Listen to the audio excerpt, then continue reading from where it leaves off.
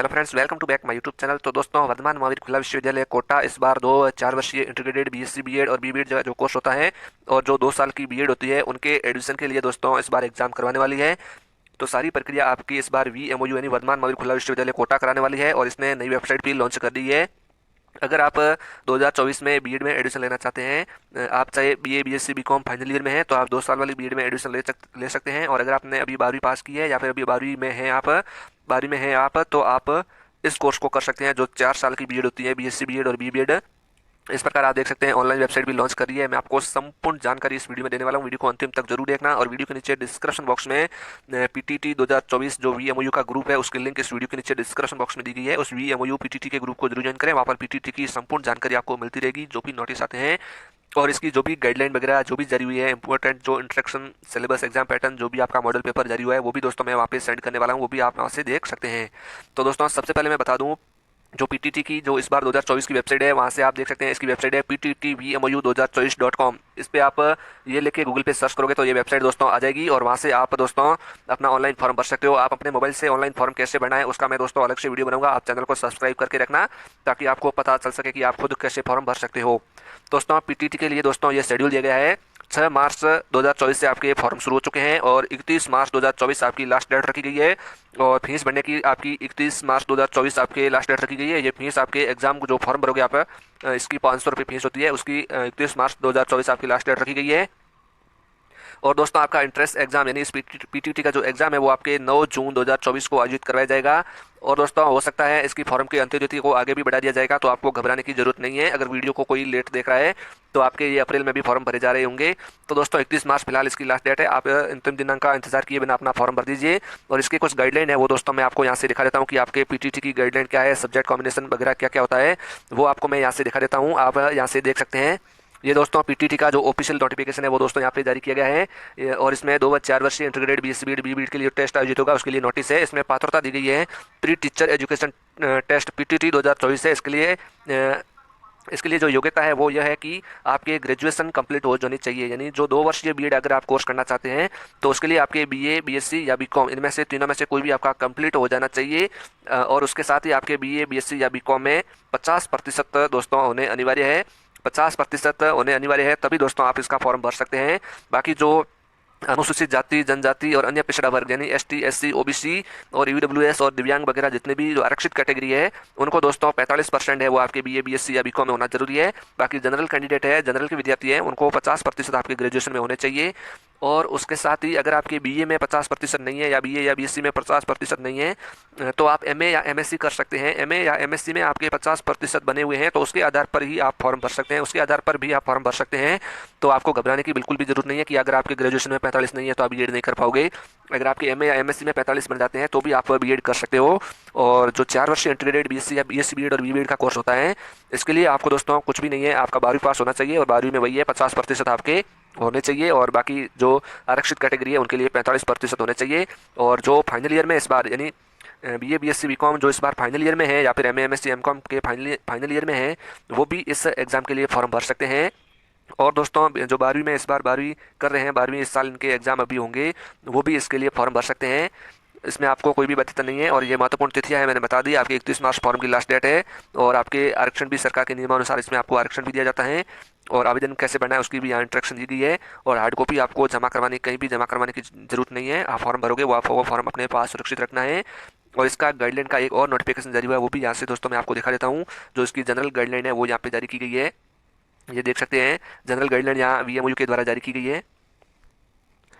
और इसमें भी आपके वही गाइडलाइन दी गई है जो मैंने आपको बताई थी, वही गाइडलाइन दी है। और इसके साथ प्रवेश के नियम दिए गए हैं कि आपके फॉर्म की फीस है वो दोस्तों 500 रुपये लगने वाली है। सभी कैटेगरी के लिए 500 रुपये ही फीस लगेगी।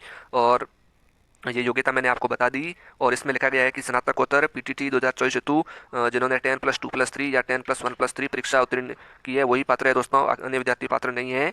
और जिन्होंने कोटा जो VMOU कोटा है वहाँ से जो कोर्स होते हैं 10वीं बारी के वो किए हैं, यानी जैसे BSP BCP BSP जो परीक्षाएं ऐसी उत्तीर्ण की है और उसके बाद उन्होंने ग्रेजुएशन की है वो भी दोस्तों बीएड कर सकते हैं। और इसमें स्पष्ट लिखा गया है कि BA BSc बीकॉम या शिक्षा शास्त्री के अंतिम वर्ष के छात्र है वो भी इस के लिए योग्यता के लिए दोस्तों इस एग्ज़ाम के लिए एलिजिबल है, आप फॉर्म भर सकते हो।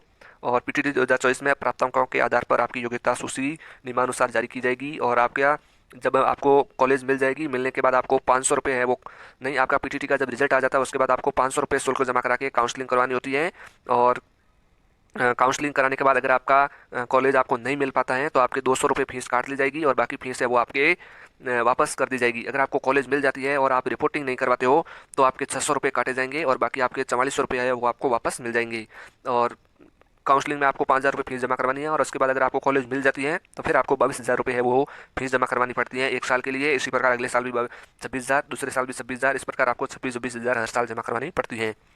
और दोस्तों प्रत्येक संकाय कला विज्ञान वाणिज्य में उपलब्ध कुल सीटों में राजस्थान राज्य के मूल अभ्यर्थियों के लिए राज्य सरकार के नियमानुसार आरक्षण की स्थिति निम्न प्रकार है। यानी आपको आरक्षण भी दिया जाता है। जो अनुसूचित जाति है उनके लिए, जनजाति है उनके लिए, जाति के लिए 16% और जनजाति के लिए 12% और ओबीसी के लिए 21% और एमबीसी के लिए 5%। और जो ईडब्ल्यूएस वगैरह है उनको भी दोस्तों 10% आरक्षण दिया जाता है। और जो जिनके ऐसे स्टूडेंट जिनके माता पिता या कोई माता पिता में से कोई भी आर्मी में लगा हुआ है, एयरफोर्स में है या फिर नेवी में है तो उनको भी 5% आरक्षण दिया जाता है, उनके बच्चों को 5% आरक्षण दिया जाता है। इस प्रकार दोस्तों आपके आरक्षण के यहाँ पे नियम दिए गए हैं कि रक्षा आश्रितों का लाभ है वो पुत्र पुत्री या पति को ही होगा, भाई बहन को लाभ है वो दोस्तों नहीं होगा। इस प्रकार यहाँ पे जो भी आरक्षित कैटेगरी है उनको दोस्तों ये नियम दिए गए, आप यहाँ से पढ़ सकते हैं दोस्तों। और बाकी जो भी इंपॉर्टेंट जानकारी है वो आपको मैं यहाँ से दिखा देता हूँ। इंपॉर्टेंट जानकारी है कि बीएड पाठ्यक्रम हेतु प्रवेश हेतु अभ्यर्थी के पास स्नातक या स्नातकोत्तर स्तर पर शिक्षण विषय होना अनिवार्य है। यानी बीएड में अगर आप बीएड करना चाहते हैं तो आपके ग्रेजुएशन में जो आपका टीचिंग सब्जेक्ट है वो आपके होना जरूरी है। टीचिंग सब्जेक्ट किस प्रकार आपको लेना है वो आपको मैं आगे बताऊंगा एक। और इसमें लिखा गया है कि वाणिज्य संकाय में स्नातक अर्थशास्त्र विषय नहीं चुन सकते हैं। यानी वाणिज्य में आप अर्थशास्त्र है वो दोस्तों नहीं चुन पाओगे, आपको नहीं सिलेक्ट कर पाओगे। और ऐसे विद्यार्थी पीटीटी 2024 में परीक्षा में सम्मिलित नहीं किया जाएगा जो शैक्षणिक विषय चुनने के लिए नियमानुसार अधिकृत नहीं है। यानी आप टीचिंग सब्जेक्ट नहीं चुन पाते हो, आपके पास वो ग्रेजुएशन में सब्जेक्ट नहीं है तो आप पीटीटी का फॉर्म है वो नहीं भर पाओगे। इस प्रकार दोस्तों आपके ये नियम दिए गए हैं सब्जेक्ट से संबंधित, वो आप पढ़ सकते हैं। कोई भी प्रॉब्लम हो तो आप कमेंट करके या फिर टेलीग्राम पे आके पूछ सकते हैं। और इसमें भी प्रवेश के नियम दिए गए हैं कि किस प्रकार आपके अगर आपने किसी ने आईटीआई कर रखी है या पॉलिटेक्निक कर रखी है 2 वर्ष की, तो उसके बाद आप अगर आपके पास 12वीं नहीं है, 10वीं के बाद आपने आईटीआई या पॉलिटेक्निक किया है तो भी दोस्तों आप 4 वर्ष इंटीग्रेटेड बीएससी बीएड के और बी बीएड के लिए आवेदन कर सकते हैं। इस प्रकार नियम दिए गए हैं। और अभ्यर्थियों के लिए भी निर्देश दिए गए हैं कि परीक्षा में आपको कोई भी अपनी नकल वगैरह नहीं करनी है, अपात्र है तो आपको फॉर्म नहीं भरना है। इस प्रकार आपको ये मार्गदर्शन दिए गए हैं, वो भी यहाँ से आप पढ़ सकते हैं।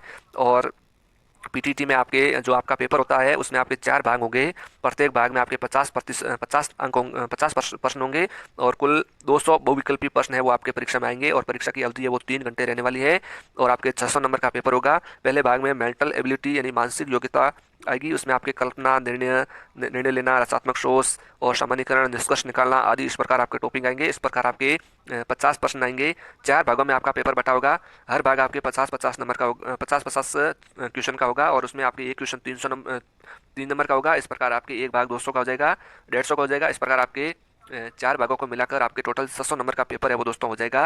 150 नंबर के आपके रीजनिंग आएगी, 150 नंबर की आपकी शैक्षणिक अभिरुचि आएगी और 150 नंबर का आपका जीके आएगा और 150 नंबर की आपके हिंदी या संस्कृत या हिंदी इंग्लिश जो भी आप सब्जेक्ट लेना चाहते हैं वो आपका भाषा का सब्जेक्ट है, 150 नंबर का आएगा। इस प्रकार आपके दोस्तों पेपर आने वाला है और इसमें माइनस मार्किंग है वो नहीं होती है। जो आपके शैक्षणिक अभिरुचि यानी teaching aptitude and aptitude test होता है उसमें आपको 0 कोई भी आप ऑप्शन सेलेक्ट करते हो तो उसमें आपको 3, 2, 1 आपका जितना भी उत्तर सही होता है उस प्रकार आपको नंबर दिए जाते हैं। यानी उसमें आपके नंबर आने के बहुत ही ज़्यादा चांसेस होते हैं, बहुत ज़्यादा नंबर आते हैं। तो इस प्रकार दोस्तों आपके ये एग्जाम पैटर्न रहने वाला है, माइनस मार्किंग इसमें नहीं होती है। इसका मॉडल पेपर भी यहाँ पे दोस्तों दिया गया है। मॉडल पेपर को आपको अगर आप पीटीटी की उत्तर पत्र की री स्कैनिंग करवाना चाहते हैं तो आप परिणाम जारी होने के 10 दिन बाद तक 200 रुपये में आप रीचेकिंग भी करवा सकते हैं अपनी ओमार शीट को। इस प्रकार ये दोस्तों नियम दिए गए हैं। और काउंसलिंग के टाइम आपके पास ये डॉक्यूमेंट होने चाहिए, पूर्ण रूप से भरे हुए आवेदन पत्र की एक सुपाठ्य फोटो प्रति। यानी आपके जो ये फॉर्म भरोगे उस फॉर्म का प्रिंट आपको पास सुरक्षित रखना है, वो फॉर्म आपको चाहिए होगा। और 10वीं की मार्कशीट, 12वीं की मार्कशीट, अगर किसी ने BA, BSc, BCom, MA, MSc कर रखी है तो उसकी भी आपको 3 सालों की मार्कशीट आवश्यक होगी। मार्कशीट आपको जमा करवानी है, यानी उसकी फोटोकॉपी। और जाति प्रमाण पत्र आपको बना लेना है। दिव्यांगता या सैनिक आश्रित जो भी विधवा तलाकशुदा है उनका प्रमाण पत्र, ईडब्ल्यूएस का प्रमाण पत्र, मूल निवास प्रमाण पत्र, इस प्रकार आपको दोस्तों बनाना है। और एबीसी आईडी यानी academic bank of credit ABC ID भी आपको बनाना जरूरी है। वो कैसे बनाते हैं उसका मैं वीडियो ऑलरेडी बना चुका हूँ और आगे भी आपको बना के बता दूंगा। एबीसी आईडी आपको बहुत ही जरूरी है जमा करवानी। इस प्रकार दोस्तों ये नियम दिए गए हैं। आप ये मॉडल पेपर दिया गया है इसको भी देख सकते हैं, मैं इसको टेलीग्राम पे सेंड कर दूंगा। इस प्रकार दोस्तों ये आपके पेपर होगा और सब्जेक्ट कॉम्बिनेशन किस प्रकार है उसका भी नोटिफिकेशन मैं टेलीग्राम ग्रुप में सेंड कर दूंगा। थैंक यू धन्यवाद दोस्तों। वीडियो चला तो लाइक करना, अपने दोस्तों के साथ शेयर जरूर करना।